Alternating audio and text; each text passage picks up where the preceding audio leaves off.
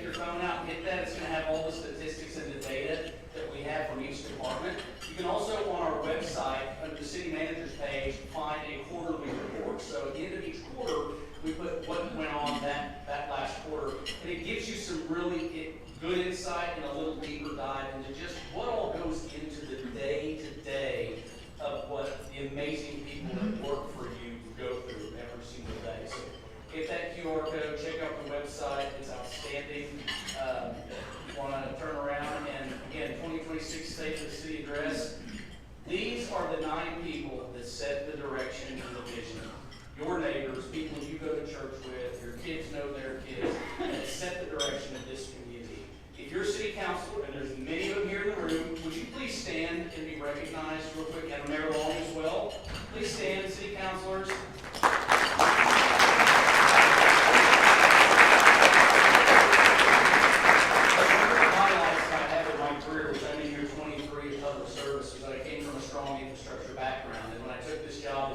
In 2020, it was based on the decision that we were going to put an intentional effort into infrastructure, and we're doing that.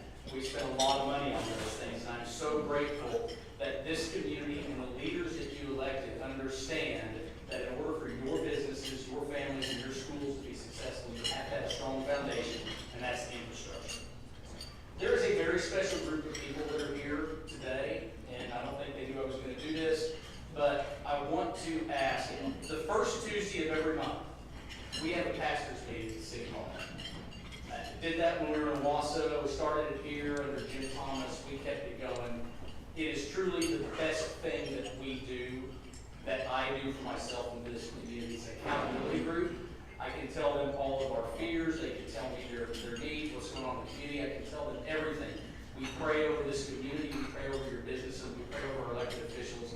And we do this, and there is a large group of them in and throughout the room. If you're a pastor at a church in Claremore, would you please stand up just for a split second, indulge me? Thank you for being here.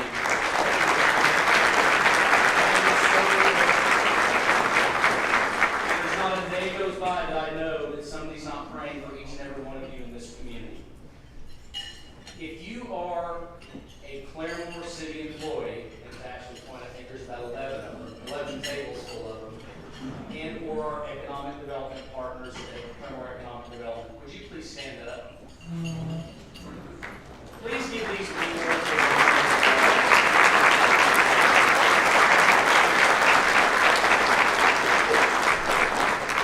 every single day, 246 people plus me make a conscious decision to get up and go to work on your behalf every single day.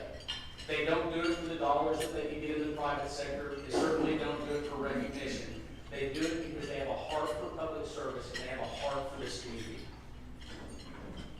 It's the one thing that gets me every time. Every single one of them in this room are amazing individuals and their families. And our job is to make sure that they go home safe every single night. Thank you all for everything that you do for this community and being a part of our team. I love you all. Thank you for being here. So let's get going with it. Guys in blue, always taking care of business. There's a lot of stats to go through. I'm not going to go through everything, but I want you guys to have an overall understanding of how much work goes into this. 2,500, almost 2,600 calls for police last year. Traffic stops, traffic incidences, animal control calls. Those are always fun. Stan Brown loves to go on those. School-related calls. I know we've got one. Got SROs in the room. Bobby Hagan, there we go. So one of our big things that we're super happy about. Also, we're graded on a national average, what they call Lexipol scoring, and it's risk mitigation. 100 is the best score you can get. We're at 97, and that's fantastic because there's not a lot of people there. But I've tasked the police chief to come on. Also, we're proud that we have reinstituted this last year with some opioid abatement money and some partnerships. We have now, again, a canine unit, and we've got a 10-month-old German Shepherd named Bear, and Bear has been trained and certified, and he's with Officer Sergeant Stone, and so that will help improve officer safety, and he's trained on pretty much everything across the board, from what I understand, so everything from cadavers to drugs to all of that stuff, so we've got an asset there, so we're very happy about that. Let's talk about the guys that if they show up, you really need some help. And these are our guys, our firefighters. Firefighters, raise your hand. Chief, I know you're back there. Really appreciate those. You can see continually as we grow the number of calls that they deal with. They also very, very well trained, and they lead Northeast Oklahoma as one of the few hazmats. I know there's one out there trying to get certified. But outside of Tulsa, Northeast Oklahoma, if it's a hazmat, you're calling our people, and they're fantastic at it. But look at the training they put in. Look at the number of incidents they respond to every single year. Do the math and start dividing that out by a day. It's a lot. Public Works and Infrastructure, our sanitation division, we continue to grow. You can see the tons of trash. You can also see from our water and wastewater what they're doing with sewer system. But that 133 trash cans added to the system, I always look at that. That's a simple number. People go, why? That's new accounts. That's new residents. That's new facilities. 133. So the growth that we have been telling you about and building towards for the last 5 to 7 years is happening right now. And Megan's going to have some phenomenal stuff tonight at the meeting about that. By the way, you all didn't realize that you were actually stuck here till like 8 o'clock. You know, I need butts in seats, so I'm sure we'll have plenty. So we're very pleased with that. As you know, this last year we offloaded commercial trash. It was a huge liability. It was an expense, and it was costing the taxpayers $1 million+ a year. That relationship has worked out great. We're very efficient at our residential refuse. We're very proud of what those going to do. Public Works and Infrastructure, the meat and bones and my true passion outside of economic development. Yes, 2,500 plus potholes filled, and I'm very well aware we need to fill 25,000. We're working on that, I promise you. You can see linear feet of crack seal, that's road preservation, surface preservation. Ditches cleared, signs replaced, repaired. We do all that in-house. We have the technology and the media and the sign and the cutting facility. We do all our signage in-house. Power and light. Todd and his crew, where are you guys at? I saw you walk in. Back there, fantastic, obviously, amazing, high risk, high frequency job. Look at what they've done in 2025. Power poles replaced, again, electric meters replaced, transformers replaced, almost 8 miles of overhead and underground line. We are continuing to invest in the infrastructure. We told you last year we needed a master plan to figure out what it was we needed to fix because you don't know what you don't know. That plan was presented this last year. We are currently in design right now on substation number 6 with added capacity in existing substations. And so we will start that process to make sure that we are prepared for a future residential growth as well as small business and commercial manufacturing. So that's on the way. And that's where a lot of that fourth penny is going towards. Engineering and construction, Garrett Ball and his crew, Jody and his crew. You can see what we do back there, lots of permits, lots of inspections. You can see how many new projects for 2025, that's public and private development projects reviewed, and then the private infrastructure projects inspected. That's development that's happening along our right of way. It includes drainage, runoff, needs power, needs water, touches our street, and then completed 9 major capital contracts or projects. Stormwater, Scott Bond, amazing what he does. He's a one-man shop over there. You can see all the numbers, what one person does. You've all seen the refuse trucks that has the design on it. We had 31 entries from Claremore Elementary Schools, and then the employees vote on the best one, and that's what we put on the side of the trash truck back there, so it's phenomenal. Scott and his team also, I think, individually put a stormwater awareness sticker on over 10,000 Swedish fish for the Claremore Chamber Christmas parade this last year. So good job, Scott. Which is why that 57,000 or 33,000 number was left as much as you can. So we're seeing a lot of capacity in stormwater. Stormwater is our #1 complaint or concern when people say they're building something next to me. We are very diligent in making sure that the engineering team, Scott, they're compliant, that the private sector is compliant to make sure there's no downstream or upstream adverse effects. Community and economic development. So our community development, Andrew Knight, Chief Kyle Clifton, all the team over here, code enforcement, look at that, 999 cases closed. The commercial building permits, and that's only growing. Residential building permits, 148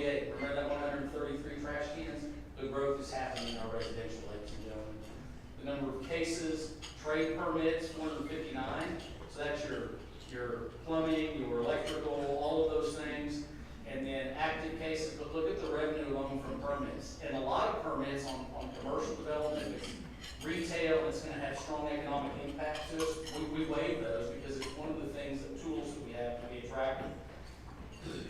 Something that we don't quantify through numbers, all of these people that we just talked about have a need to be serviced by an internal service provider. John Bowen and our fleet maintenance shop guys. John, raise your hand over there. We got John. John came in and was supposed to start 2 days after the tornado hit. He showed up. He said, "Where can I be? What can I do?" If there's a piece of equipment that we operate, him and his team fix it, service it. It's phenomenal. They don't get a lot of outside recognition because they don't deal with the public. But everything the rest of this team does, they do because he keeps their equipment up and going. So thank you for what you guys do. Economic development. I'm going to spend a little more time on this slide because the numbers are amazing. Maybe throw in Knight and her team, Bailey, Braley, and Tammy. Yes, I got all those right, and that's how we roll over there. Just look at that, ladies and gentlemen. The things that are popping up and that we've been working on for the last several years. Maggie and I tell a joke when I started here. By the way, 9 years ago today was the first day I walked in the doors of City Hall as the Economic Development Director. 9 years ago today, February 17, 2017. That's right, that's crazy. Anyway, Maggie and I sat there and looked at the maps and how are we ever going to fill this industrial park? Now we look at that map and go, where are we going to build the next iteration of the industrial park? Because it's going to be full inside of that being said, look at the $99 million in new capital projects, 660 new jobs in 2025, 231 companies featured on our Rogers County career. You need to hire somebody, get that information to Maggie and your team. But the thing in the bottom left, top honors from the Journal Record and the Southern Economic Development Council. These are big deals. These are national things. And the reason I want to touch on this a little bit, we are working on some major projects. We're probably going to talk about one of them, I'm sure. But there are some partners in the room that help us along the way. And I would be remiss if I didn't really just feature them.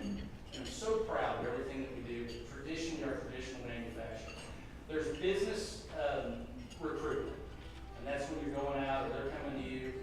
And then there's your existing business retention and expansion.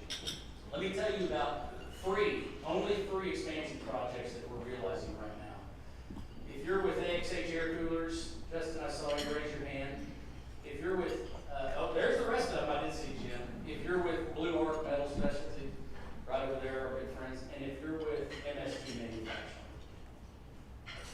Those three companies alone, over the next 24 months, are going to master plan and or build over 600,000 square feet of new space and employ hundreds of new jobs in Claremore, Oklahoma. Thank you.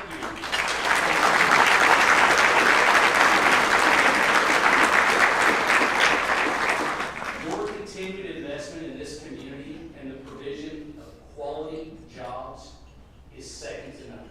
And I want to thank all of you. I've formed great friendships with each of you. My time at CETA, I'm still going to call it that for the rest of my days, maybe. I am so excited about those things. And I encourage you to talk to them about it because they're excited about it. We are working on a couple of other things that, believe it or not, we can't talk about. And we legally can't talk about them. But I want to take an opportunity. We couldn't do any of our economic development, some of the things that we do, if it weren't for the great partnership with Cherokee Nation. I want to thank you, Kevin, for being here. The partnership that we had with Keith and now you, our relationship with the chief and the deputy chief and the entire Cherokee Nation. Big things coming soon, ladies and gentlemen. Big things coming soon in that regard. And I have to bring them up because they have been so helpful, especially when you're trying to bring projects in that add a considerable amount of consumption of your electric. And as you know, we're going to distribute electricity. None of the things that we're doing, substation addition, new projects, data centers, traditional manufacturing, whatever it is, we could not do with our partners for almost 80 years at the Grand River Dam Authority. Thank you for everything that you do for us.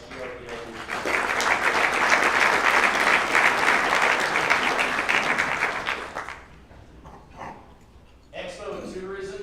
You guys know 2026 is a big year. There's a lot going on. 100th anniversary of Mother Road.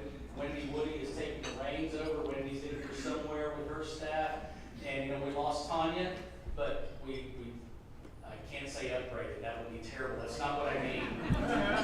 We have somebody internally who worked there with Tanya and is taking the reins, and we are looking at some major stuff this next year. She's already making drastic changes, which are for the better. You can see the numbers alone, and the outreach and the touch that we have across this country, especially when it comes to Route 66. So you will see on here, this is the impact, just estimated spending from visitors. You see these numbers, but I want to talk about some things coming up. We have the Route 66 Half Marathon, the Museum of History, getting ready to do that. That's coming up in April. By the way, the state's first official recognized kickoff for the celebration of the Motor Road. So, the Museum of History, Mid-American Nationals, the car show, there's my boy Earl and Randy right there. This is going to be our third year. We took them from Tulsa a few years ago. This is going to be the biggest and best car show that you've ever seen. They're starting down in Catoosa. I think they're working on a big giant parade into town. Commissioner Burroughs, your help, Roger's car. This is going to be awesome. How many registered? We're expecting over 1,000 cars. Is that what I understand? That's Father's Day weekend, starting Thursday, Friday, Saturday, Sunday. There's stuff to do all weekend. It's going to be fantastic. Tunes and Spoons is coming out. We had the inaugural Tunes and Spoons. Had over 11,000 visitors. It's going to be bigger this year. Late August. I don't think we're going to get lucky with the break in heat. So bring lots of water. Actually, buy lots of bottled water there. Legacy Gardens is a Route 66 project that was co-funded, and that was an application by the Museum of History. If you haven't seen it yet, it's directly across the street. It is phenomenal. I don't know what the expected timeline is, Steve, on the statues, but we're super excited. Go check it out, and go buy it at night. It's phenomenal at night. Go check it out. And yes, Fire Station 1 will get you your tennis ball / pickleball quarterback at some point somewhere right there. Let's also talk and brag about the expansion and what's going on with the Will Rogers Memorial. If you haven't seen those things yet or heard Tad Jones talk about it, go talk about it. And the J.M. Davis Gun Museum, you see a little activity going there. We're super excited about that. There's a little bit of an upgrade going on the aesthetics. We're adding some approaches, and then there's some applications in to continue to expand that, and hopefully at some point turn that into a true visitor center to complement one of the most amazing and interesting / individual things in the country. So we're super happy about that, and you can see about all of this and more discovered Rogers County, which is our cooperative led by Commissioner Burroughs years ago. I think I saw Lindsay Martin Dow in the room somewhere. I think she's still chairing it. So she's back there. Talk to her about what's going on. So we're excited about that. Facilities update. Parks, you guys are here. You're amazing. 26 different camps hosted at the community center. We did finish the Lake Ranger building, which is awesome. They finally have a place to store all their equipment. Plus, it's something that we can be proud of out there. And we've had over 377 camp attendees.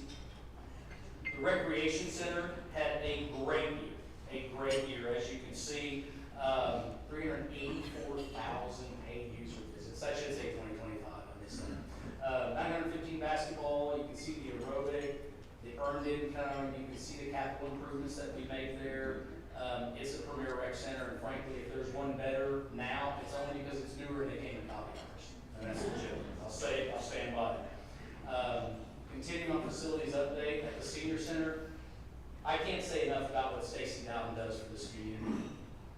40,100 plus meals served to seniors last year. That is the only hot meal that a lot of these folks get that day, based on economic class, income, availability. Stacy goes out of her way to work with so many different community organizations, Department of Commerce, United Way, to keep that cost per meal down. $3. And I'm telling you folks, it's a meal. It's meatloaf, mashed potatoes, and green beans, and chicken fries. It's not a cold sandwich. It is a fantastic deal. And I'm so grateful. It warms my heart every time I get to go by there. You can see how many Thanksgiving meals she served, and you can see just how many seniors are provided. But the biggest thing that we're doing right now over there is providing workshops to help our aging population avoid the scams. We're helping them with legal and estate planning, making sure that their homes aren't taken away from them. Taxes. We do taxes over there and bring people in. So it's a phenomenal opportunity. If you know somebody, if you have a neighbor who's aging and they need help, get them connected to this resource. Will Rogers Library, every year is a record year. Look at that. Almost 82,000 individual visits. I mean, that's how many times we walk through the door. Record-setting, 6,000 plus kids attending the children's program. And then you can see 1,212 new library cards.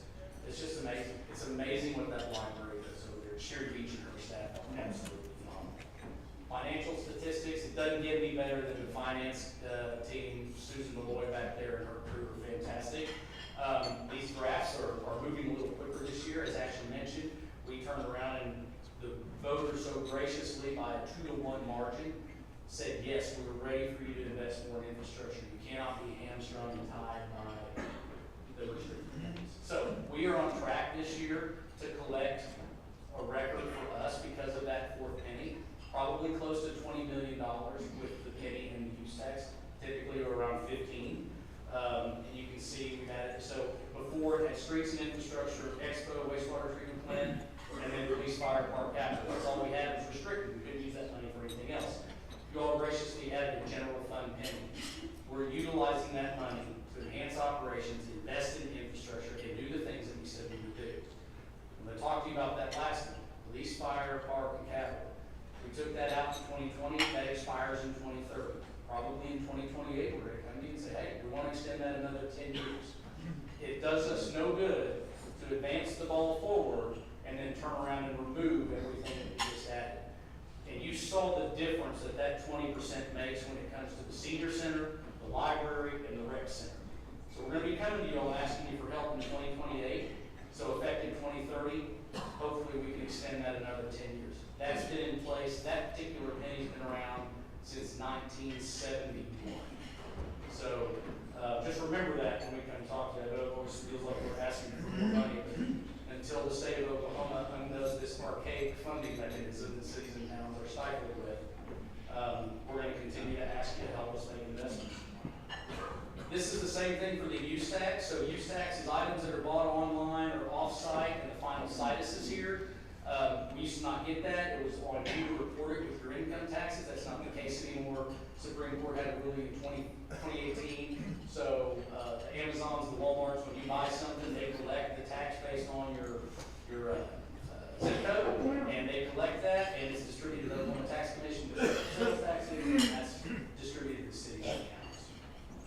Financial statistics, debt service, we're in really good shape. Boy, it seems like a lot of money. It is. Of course, I don't make a lot of money. Susan does. $78 million in debt. But we make about an $8+ million a year annual debt service payment. So that's for your $28 million water treatment plant expansion. It's for the two $10 million revenue notes that we put into streets, stormwater projects back in 2019 and 20. Back when we could borrow money at like 1.29 and 1.5. Frank, anything different? Same first, anybody? Price, anybody? Okay, we're not there. We're not back at 1.29%. Okay, well, we'll try. But we're paying down, and that's the debt service that we need in order to front fund capital projects. And so we're doing very good at that. Susan keeps us on track. And we're going to have a very, very intentional look at how do we pay that down even more while building back up our reserves, utilizing some of that fourth penny as well. Because as you know, our good friend F3 in May of 2024 hit us pretty hard. So most of this is done as far as the numbers. There's still a little consulting and legal you'll see. But $17,400,000, we've gotten about $5 million of that back from FEMA. Now, I am scheduled in April to fly to DC and have an arbitration on one of the other projects, what we call pre-procurement, the first 30-day push-pull. It's about a $3.8 million project that they just denied out. The good news is last week when the attorney was in front of the judge virtually, the federal magistrate, to set the date and pick the arbitrators, our attorney and consultant went through the whole thing, showed him all the documentation, and finally the judge stopped him. He looked at FEMA and the lawyers and said, why aren't we paying these people? And their answer was, we don't know. That did not sit well with the judge. so he made it very, very clear that his expectation was that there needs to be a transition. He set the date, but he also said, I don't expect to see anybody in Washington, D.C. So I hope the tide is changing. But they still owe us our 75%. We should get to about the 12 or 13 million mark in recovery. So $7 or $8 million out there they still owe us. So we're going to keep going on. We're going to talk about some projects that street rehabilitation. I want to do $1 million a year. We spent way more than that every year. We just wrapped up the last one, $2.3 million. If you've driven on Florence or been in Westwood, you have seen the fruits of that labor, how much better it is. We're going to continue to do that. Where you can help me is when people go, they're not fixing any roads. Got about $65 million over the last 5 years, it says different. We're just not fixing the roads right where they're seated. So help us with that narrative, would you? CDBG citywide sewer, that is an actual manhole that we uncovered and is probably, I don't know, it's probably about 60, 70, 80 years old, Garrett. Who knows? He's not going to put himself out there. Anyway, these are the types of things we're doing with CDBG. So we replace those. Those CDBG are funds that have some federal give and some matching funds, and that helps us in our lower socioeconomic parts of town. It's census-based, but we're going to continue to follow those funds and capitalize them to fix your sanitary sewer system, which is the biggest concern I have. It's not transportation, it's not electric, it's not water, it's sanitary sewer system, because it's all old, it's all buried, and half of it we still don't know where it is. We're doing our best to find it, and sometimes contractors find it for us. So, but we're not dumping 900 million gallons into the Potomac. I promise you, we're not doing that. Another great partnership on some upgrades, dog park bathrooms at Cat Creek. Cherokee Nation, again, thank you for your generous gift. That was fantastic. The Claremore Expo Center, we had to put a generator. It is literally the county's designated emergency shelter, and the generator that was there would only keep the lights on, which we found to be a little bit of an issue during May of 2024. So, great ARPA funds, great partnership with Rogers County and everybody. So now we have a generator that will run that whole facility. That actually works. It will not go out during the fair. We found the problem. It's been fixed, so we're good moving forward. This is called the Baker Hughes Substation Feeders, but it actually serves us. So how many of you know that years ago we did Substation 5 for Baker Hughes? What this was a way to put all of the Baker Hughes facilities on their substation or our substation at their property. So we bored way under 66 in the railroad tracks, ran some parallel lines. They have two 25 megawatt transformers over there. They're using about 4 or 5 megawatts. So we wanted a path, if we needed additional capacity, which we will at some point in the future, to bring some of that power back across 66 and do some switching, redistribute that. So that helps us add capacity. Heritage Hills Utility Project, when we started this, I told everybody for a year and a half, it would be the biggest pain in their keister they ever saw, and we did not lie. Unfortunately, when we started tearing up for new water, new electric, and new sewer, our dear friends from ONG showed up without any coordination and also started tearing everything up and putting in new gas lines. So that area has now about $6 million in brand new infrastructure. But it wasn't just Heritage Hills, it was everything on that west side of town. There were no fire hydrants in the Veterans Hospital. So now they have fire hydrants. College Park had one fire hydrant. We added fire hydrants. So this was a large project. It was needed. And oh, by the way, we finally get out of there. We're putting everything back. There's sod. And I start getting calls. Anybody here from AT&T? AT&T's in there tearing hell through there. Everybody's yard, so I'm getting calls left and right about that now. Nothing we can do about it. So if you're thinking about moving into an existing subdivision, that one has everything brand new. Except for streets, which we will get to eventually. Projects in progress, the Sequoia Complex, which is a firing range, and a long-term phased-in multi-year for driving, a bunch of things out there. Not an inmate farm. We found it's hard to grow inmates. Frederick Road project, very intentionally, I think I acquired the last piece of right-of-way. We have seen significant traffic influx since the Highway 20 realignment, and so we will start that utility location this year. May need a little help from my dear friend Chris Phillips. We've let one gas know in ONG, but it's time we get somebody out there and get moving, so if you can, that'd be great. So, Library Road Detention Pond, in-house, Again, our construction crew, which has been over on the water plant, helping to defer some costs there. Started that, saving us millions of dollars. We'll remobilize that to the spring. The pond is basically built. We need to go in and do some finish grading, a little bit of concrete work. That's going to alleviate a lot of storm problems or stormwater issues. We talked about the water treatment plant upgrade. That's going swimmingly well, no pun intended. Should be done by October of this year. That's a huge project, and that was to address the quality. And then we've got CDBG sewer grant, which we just talked about. Blue Star Drive improvements. That's our next big transportation hub that we need to start on. That's $40+ million from Clubhouse Road to Lake Road, or 4170. The number one priority that we will start acquiring right of way. By the way, the engineering is 97, 98% done. We will start acquiring right of way this year. We're going to redo that complete intersection. It will be signalized. Brian Fraser, where are you at, my friend? Signalization, and we're going to bury all the infrastructure at the intersection. So power lines, all that stuff. So we're going to start cleaning those things up. Ultimately, we'll move back down to about Florence, and then we'll get the intersections done and we'll start connecting the dots. So, and I'm talking about themed stoplights with red and white signs, all sorts of cool stuff for the school. So we're going to start that next. But that's our number one next big project, and that's not because I have to drive through it every day.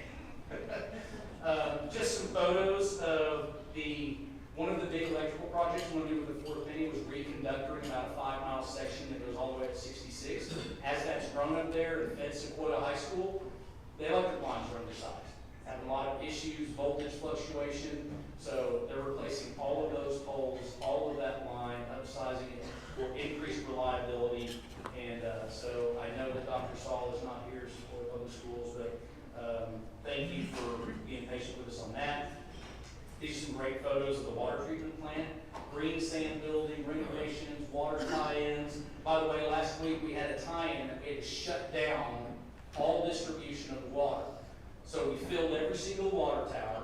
We did it on the day of the week that had the least amount of usage, and we factored in for a 24-hour shutdown. Infomart, city crews, contractor, everybody did a great job. Everything was really rocking along until some outside crew on the other end of town decided to bore right through the water main at Archer. So Terry Legate, Terry's here, brand new father, by the way. Raise your hand. Congratulations, Terry Legate. Terry and his crew, I think that happened around 5 or 6, and they were here till 5 in the morning fixing that. And got it done, got the tie-in at the water plant done, and nobody was ever none the wiser, except for those few of you that barely get that water for about 10 hours. But we do the best we can. And then, of course, we're continuing the projects. South Haven Road, looking at finishing up the right-of-way acquisition to continue that down to Flint or King, however you want to refer to it down there. We'll start right-of-way acquisition. Don't know when we'll start the actual construction on that. Sequoia Reconductor project I just talked about. Crevice Road drainage improvements, huge project over there. Got to get that done. That's going to help a lot of things on the south side of town, just north of Country Club in that area. Upcoming future projects, we're continually working on the citywide water system improvements as well as Will Rogers Boulevard rehab. That's everything from the UP line east of Patty Page, just east of City Hall. That road is in horrible condition. The road is the easiest thing to fix. The problem is underneath it, water, sewer, all the things that go under there. So it's a much more expensive project than if we were just to fix the transportation service. So we're working on that. Upcoming future projects, the drainage projects all over town. I want you to know that's about $11 million in estimated cost.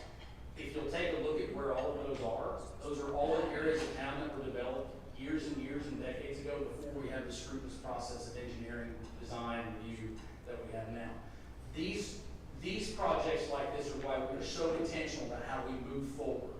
Because we don't want to cause the next generation, the next city manager, the next council, or 10 city managers or councils or water guys to go back and fix problems that should have never existed.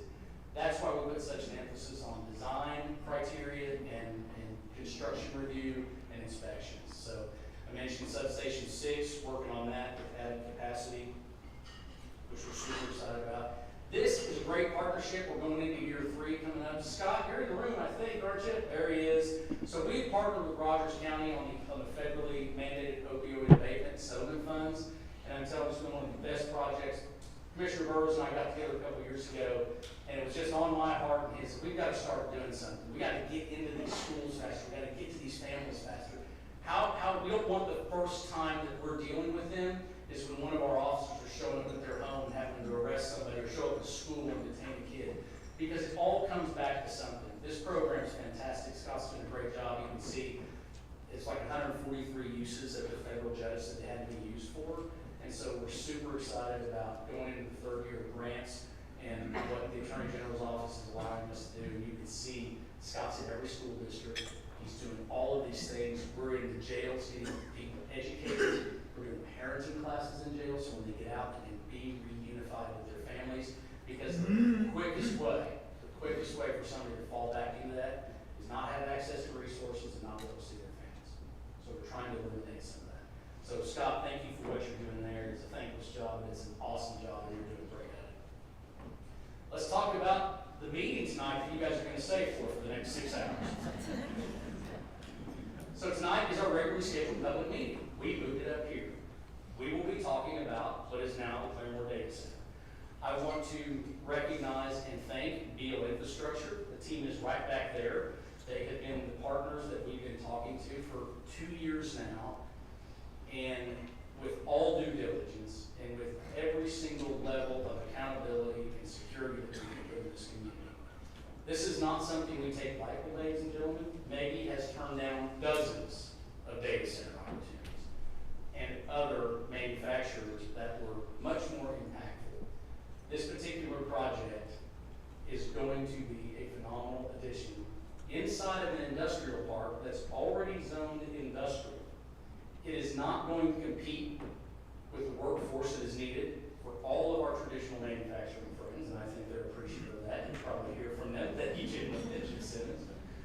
I just want to tell you, here's where you can help us. The 9 city councilors, the staff, the engineers, everybody that's been working on this project. We're not doing this out of spite. It hasn't been hidden. This is an impactful project that will yield benefits to this community for decades. I hope, and my ask is, because I don't want to get into it, I'll answer questions on it. Tonight is a big meeting. As usual, we're going to hear from the loud minority because people like you have jobs and families, and you don't show up to meetings to yell about things you may support. I'm asking you, reach out to your city councilors via email. Come to this meeting tonight. If you do nothing else, sit and hear directly from Maggie from the night, 6th generation Rogers County agriculture cattle family and the developer about this project. There's nothing to vote on here tonight. We're going to present the project parameters. The team is going to present, Maggie will present, and then there will be an hour or 2 or however long of people that want to come and voice their concerns, their opinions, their support through our call to the public, which is set up like every other meeting we do. You sign up, you have 3 minutes to speak, you move on. There's no back and forth.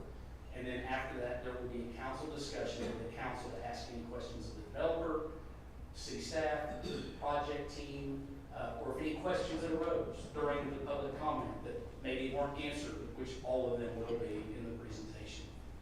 Support your city council. Whether you agree with the project or not, let them know that you support what they do. We would never, ever, ever present anything to this council for consideration that would jeopardize you, your business, this community's fiscal future, or your family.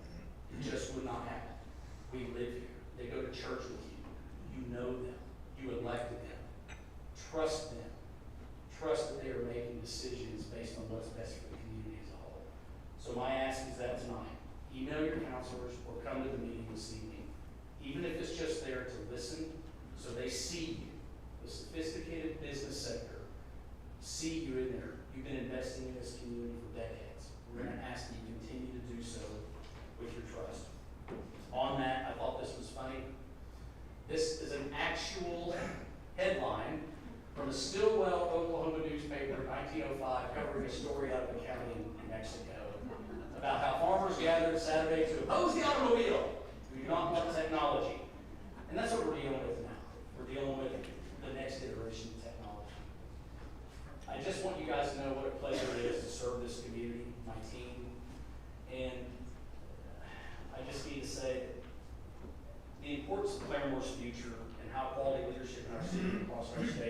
can have positive influences on our growth and prosperity is dependent on you. It's one of the few times I've actually written something down. Claremore has a rich history with the right leadership by each of you in this room and your neighbors, and by those of you elect, city, county, wherever. If you continue to do that, we will ensure a future that is innovative while honoring our past. Community leadership is so much more than making quick decisions. It's about making decisive, informed, responsible choices for our future that reflect the needs and aspirations of our community as a whole, and you, its stakeholders. In Claremore, we are fortunate to have leaders who understand this, the importance of responsible development. You all recognize that growth should be sustainable and equitable for every citizen and for every business. To achieve this, our community relies heavily on strategy and intentional thought towards our future.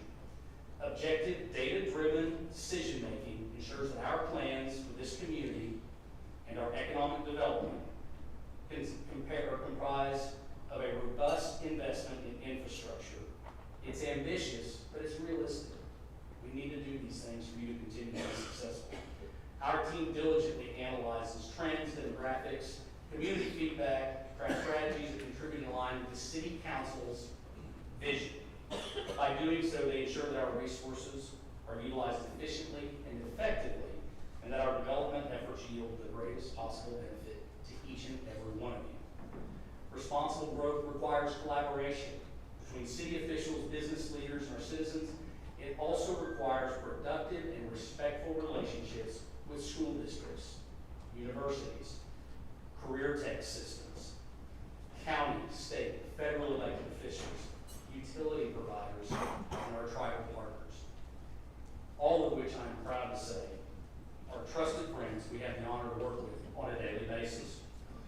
To help identify these opportunities, address the challenges, and implement policies that foster innovation while preserving the character of Claremore. Claremore has been and is home to many innovators, from satirists to playwrights, to astronauts, to engineers, and every other profession you can think of. We are now in the next era of our city's economic timeline, if you will. It started out as a railroad hub, to agriculture, followed by medicinal radium baths, community banking, metal fabrication, coal mining, heat exchangers, state-of-the-art deep well drilling simulation, aerospace and aviation, healthcare, and robotic integration in manufacturing. The next stage of Claremore's industrial growth, or revolution, if you will, is potentially, yes, cloud storage and artificial intelligence. That's where the future of this country is going. It's in the interest of national security. It's in the interest of the protection of American intellectual property. Let us remember what we aspire to in this amazing community is not about acting alone, but inspiring and empowering others to contribute to our shared goals. By valuing transparency, accountability, and community engagement, we are building Claremore to a resilient and prosperous future. I now, again, call upon each of you to remain active participants in our shared journey by continuing to support your leaders, engage with our community, and embrace the potential that lies ahead of us. In the words of Eleanor Roosevelt, and this one hits deep, do what you feel in your heart is right, for you'll be criticized anyway. Thank you for the opportunity to share with you today. And remember, above everything else, we are Claremore. Thank you.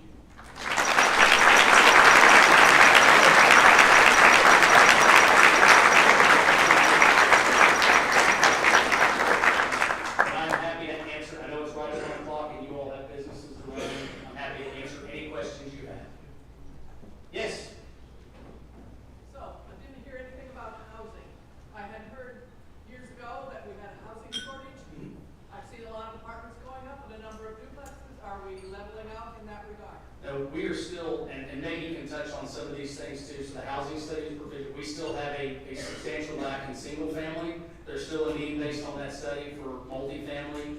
Our infill, what I call the walk up, Kyle, why not the pattern zone, my God, Kyle's been a model. The pattern zone infill program has been amazing. We've got 60 projects going.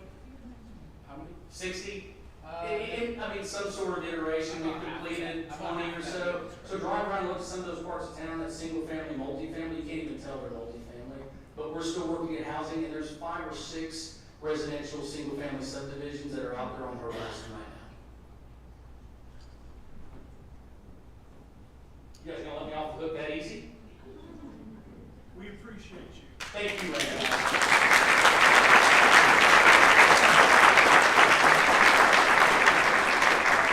We appreciate you. Remember, if you can, let your council know you support them. And if you can, show up tonight, be in the seat. If not, send them an email. God bless you guys. God bless everyone.